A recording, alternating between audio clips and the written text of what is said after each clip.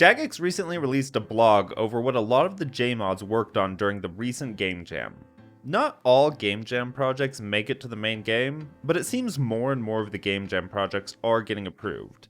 Taking a look at the last summit, we can see that in early 2025, we'll be getting the collection log update, the mini menus, bank improvements, and the player-owned house customization. All of these are a result of previous Game Jams. Looking over this blog reignited my bi-weekly desire to peer into the future of old-school RuneScape. Let's start with filling out the empty black blotches on our world map. Varlamore Part 3. Varlamore Part 3 is set to bring the Auburn Valley, the Custodia Pass, and the Tlati Rainforest. In the work-in-progress art from Gentle Tractor, there was an additional region called Tempestus. This region looked very unique, but strangely it was not mentioned in the summit. We can do something a bit tricky though. We can use the OSRS World website to get an idea of what the J-mods are working on. Over here is the Tlati Rainforest. We can see the piercing tree ruins right here, and if we go to the northwest, we can see another pyramid of sorts. Obviously, this area is subject to change, but it's interesting to get a look at what Varlamore Part 3 is looking like so far. The most exciting part of the rainforest, for me, is Oldschool RuneScape's first Enraged boss, the Doom of Mokiatl. On the map, the piercing tree ruins have a dungeon entrance, right about here. So this is where I think he'll reside. This looks like it could be the entrance to a really cool boss. If done right, an Enraged boss sounds like it'll be a lot of fun. Each time you defeat him, you can leave and take your loot. Or you can fight a tougher version of him for a better prize. I know this boss is going to drive me mad because I will keep pushing for a harder and harder fight. Those of you who aren't interested in a tough boss fight will also be pleased with the gemstone encrusted crab fight. So many players AFK and compete with each other at sand crabs, so why not enjoy a low intensity boss together? There aren't many details on this boss, but it seems like we're getting the meme AFK boss. Heading to the northeast, we can see the Gloomthorn Trail. There is a dungeon in this building, and it's probably going to tie with some of the upcoming quests. Jagex has been releasing a few quests with each part of Varlamore that are a mystery because they aren't pulled, and it's been confirmed we'll get multiple new quests with the Final Dawn as well. Moving even further northeast, we come across the Forester's Retreat and the settlement of Auburnvale. We can see that Auburnvale is dotted with redwood trees, so we may have a new place to AFK our woodcutting skill. Forester's Retreat is going to contain a new fletching activity. If you have a stack of magic longbows in your bank, you may want to hold off on alching those. They mention a way to recycle old bows into new ranged equipment. Fletching is one of my least favorite skills, so I look forward to hearing more about this. If we move on over to the west, we get to Custodia Pass. A new Slayer dungeon is set to come with Varlamore Part 3. We'll be getting 3 new Slayer monsters with this dungeon, who have an unannounced unique drop. And shockingly, if we turn around and go over to this body of water, we can see a series of connected islands. Tempestus wasn't mentioned in the summit, but I think it may still be coming based off of these islands. It's changed a bit since the concept art, but it still looks pretty cool, albeit a lot less sailing and boat inspired. Now, what about the most infamous black square on the old school RuneScape map? Menaphos. Yeah, no, there's still nothing here. Before Varlamore Part 3, we should be getting Brander and Eldrick, the Royal Titans. This is another mid-game boss set to teach players combat mechanics like gear switching, but they do have some interesting drops that apply to everyone. I'm personally excited for this boss because it seems to cater to duo team size, which is my personal favorite type of content. There are 3 exciting unique rewards from this duo. The Twin Flame Staff, a level 60 magic staff that has a special ability. When attacking something with an elemental weakness, you will automatically cast the type the monster is weak to, as long as you have the correct runes. This staff does attack slower than a regular staff. It attacks at a 6-tick speed instead of a 5-tick speed, but it fires 2 spells at once. The second spell can only do 40% of your max hit though. This gives it a damage boost over regular spells, and you use less runes as the additional spell doesn't use your own runes. With the recent elemental weakness update, this will be very nice for newer players at places like Barrows, Fire Giants, and Metal Dragons. Besides the new staff, we will also be getting 2 new prayer scrolls. Essentially, we can think of these as Baby Augury and Baby Rigor. This will smooth out progression from Eagle Eye and Mystic Might until you can get the prayer scrolls from Chambers of Xeric. This will really be nice for Irons, as many of them get the Bofa before learning Chambers, so now they will have a better prayer until they begin raiding. It also gets rid of that annoying activate defense prayer and Eagle Eye every time you switch from melee to range. This helps build muscle memory of just switching the offensive prayer before you can get Rigor and Augury. Some people have criticized this boss because they think we have enough mid-game bosses. I personally think more mid-game bosses and stepping stone bosses are healthy for the game, especially considering we'll be getting a high-level boss with Varlamore Part 3 shortly after the Titan's release. I'd be curious to know what you all think though. Moving forward, we can look at the projects that Game Jam 2024 contained. One thing I think Oldschool RuneScape does better than any other MMO out there is skilling, but there are very few activities where we see skilling and combat coincide. The Maragubbins update seeks to solve this. Use an Anaramancer's help to go into the Fremnik leader, Brynjar's nightmare, and try to free him. The gameplay loop consists of skillers creating equipment and food for the PVM team to use. They have the ability to make strong gear to help the PVMers do more damage. As the PVM team is fighting the Maragubbin, they break off troll scraps to try and give to the skilling team. The skilling team uses these scraps to make stronger and stronger equipment. It's supposed to be a rhythmic activity for both skillers and PVMers. No rewards are mentioned at this time, but the gameplay sounds fun, and because it branches between skilling and combat, there are plenty of opportunities for fun rewards. On the other hand, the player-owned lodge does have some rewards in mind. Help Auntie Ira repair her tea shop and be rewarded with plenty of pink cosmetics. On this island, you can build skilling hotspots for mining, woodcutting, fishing, and crafting, as well as building your own sawmill. This isn't an instanced island, but the supplies you build are just for you. From what it sounds like, is if you have a maple tree at a tree hotspot, but somebody else has a yew tree at that same spot, you can both be chopping the same spot, so you can be social with other players, but still have your own tree. Hopefully, the player-owned sawmill has some use.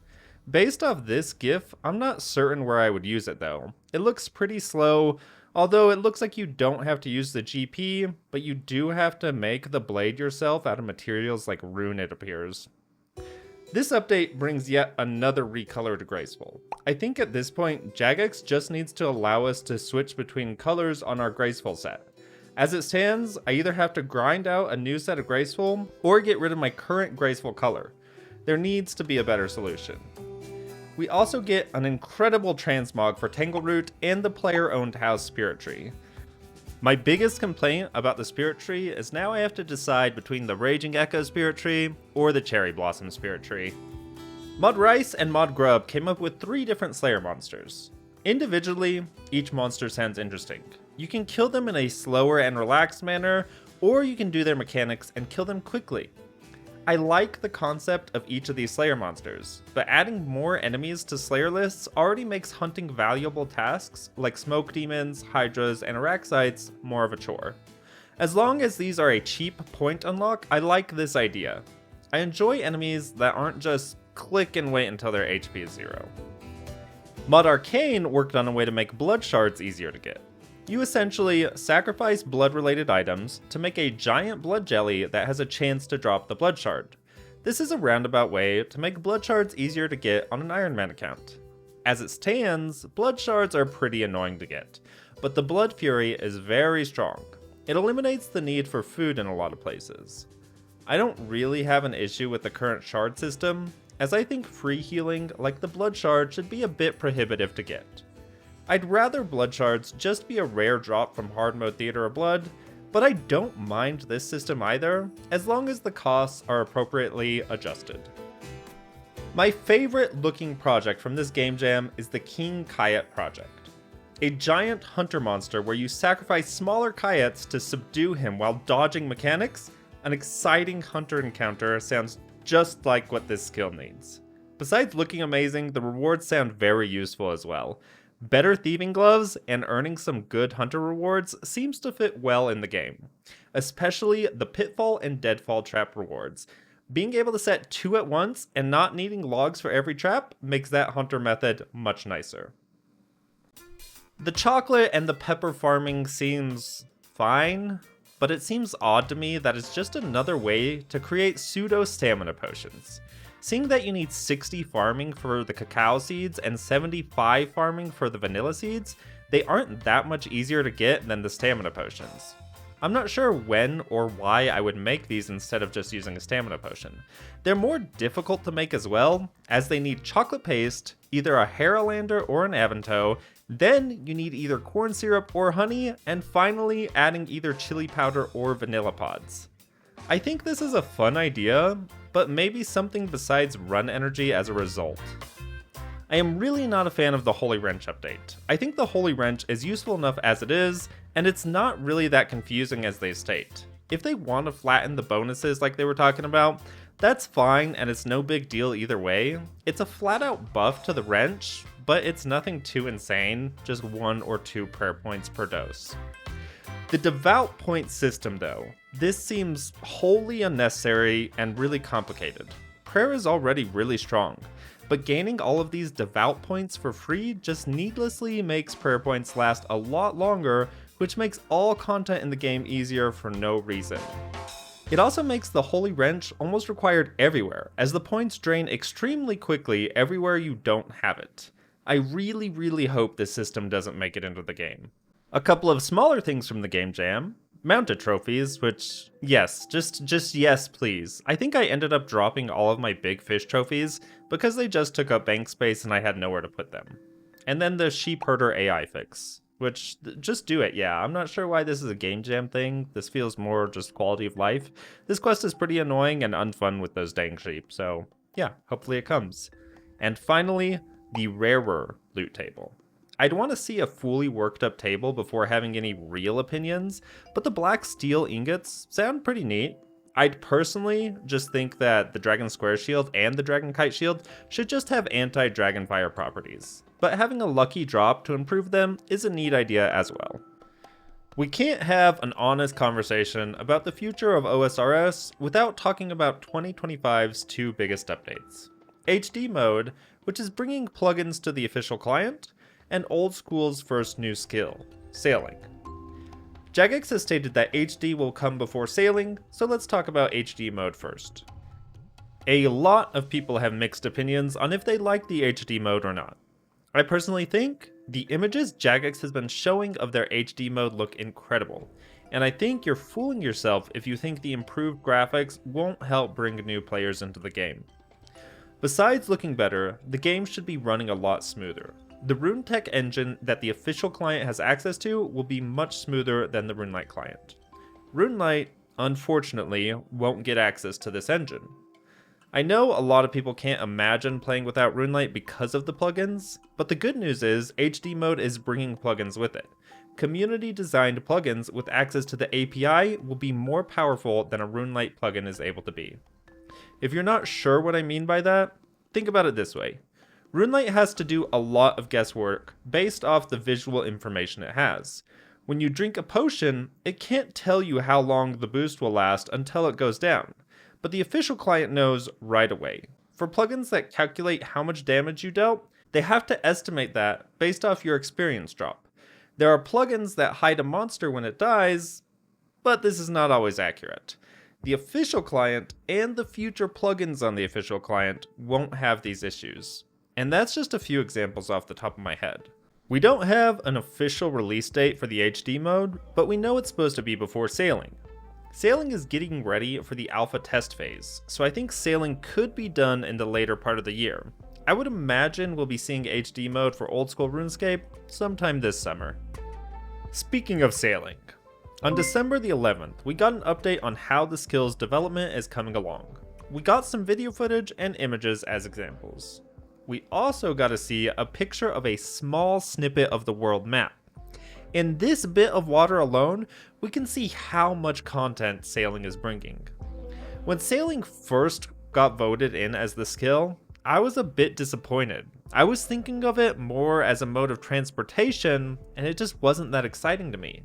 Once I switched my viewpoint from travel around the map to this is content on the sea, it began to interest me much more. I think this recent blog does an excellent job at showing the difference between low intensity activities like salvaging and high intensity activities like the Barracuda trials. Jagex has told us that the alpha will be in 2025. The PVM and PvP content pieces likely won't be available with this alpha, but PVM is planned to be ready when the skill is released and PvP will come sometime at a later date. I've personally seen several comments stating that they don't like the idea of sailing because in the ocean they'll just be a boat on a blob of blue texture. I believe the coming water graphics with HD mode and the fact that they are populating the ocean with smaller islands will completely remedy this concern. The last update that I want to talk about that should be coming to the game is the Run Energy update. We recently had a beta for it, and I feel it was generally well received. Since that beta, it's been a bit of radio silence. The only messaging since the beta ended that I've seen from Jagex is Mod Goblin stating on Reddit that it's a matter of when it happens, not if. He also states that they still want a little bit of fine tuning. Personally, I'm hoping that the fine tuning applies mostly to the early game, as the beta felt very smooth for higher level agility. I understand pipelines, and there's a lot of updates in the works, but I hope the Run Energy update happens sooner rather than later. I feel like every year I get more and more excited about the future of the game. What updates are you most excited about that are coming? As always, I hope you all have a fantastic day. Make sure to like and subscribe so I can feed the children in my basement.